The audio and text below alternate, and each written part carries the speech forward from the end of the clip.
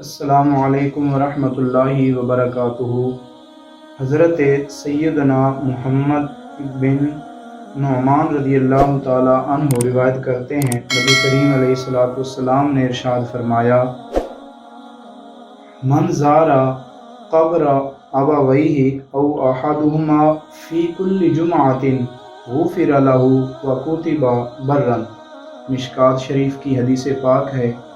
میرے کریم نبی صلی اللہ تعالیٰ علیہ وآلہ وسلم نے ارشاد فرمایا، جو شخص ہر جمعۃ المبارک کو اپنے والدین دونوں کی قبر کی زیارت کرے گا یا ان دونوں میں سے کسی ایک کی قبر کی زیارت کرے گا، اللہ کریم اسے بھی بخش دے گا اور اس کا نام نیکوکاروں کے اندر لکھ دیا جائے گا۔